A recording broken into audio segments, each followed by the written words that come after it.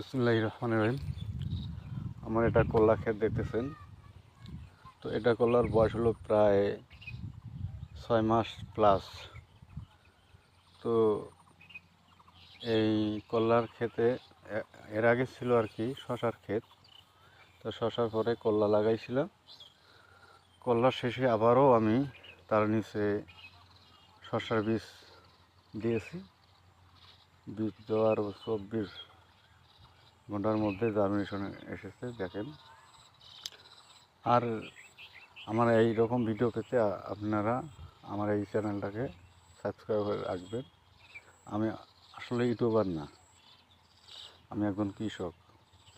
আমার জমিতে আমি সরাসরি যা হয় তাই তুলে ধরি। দেখেন, নিচে আমি শশার বীজ করে লাগাইছি। এই দেখেন, শশার বীজ গজাইছে।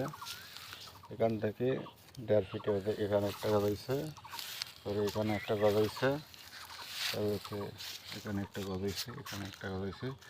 এভাবে প্রতিটা সাইডে সাইডে আছে, যেখানে দেখবেন যে কাপটাতে সব জায়গাতে দেওয়া আছে, সবগুলো গাবেছে। এটা আছে SRCতে স্মার্ট বয়। তারপরে জানলাটা দেখেন, আমি দুই সাইডে দুইটা করছি। এক জানলার নিচে দুইটা বেড করছি। এটা এদিকে একটা বেড, আর আপনারা দেখতেছেন এদিকে একটা বেড, মাঝখানে ফাঁকা আছে। জানলাটা দেখতেছেন, ভেতর দিয়ে দেখতেছি। কলা আর কিছুদিন গেলে শেষ হয়ে যাবে। কলা অবশ্য আর বেশি নেই, 2-1টা চিরা দিতে পারি। এখনও কলা মোটামুটি দেখা যাচ্ছে। একটু জুম করলে তো বোঝা যাচ্ছে নাকি আপনারা দেখতে পাচ্ছেন কি? আমি কিন্তু দেখতে পাচ্ছি। এই কলা দেখেন। তাহলে আর আপডেট যদি দেখতে চান যে এরপরে শশাটা কেমন হয়, তাহলে চ্যানেলটা আমার সাবস্ক্রাইব করে রাখবেন।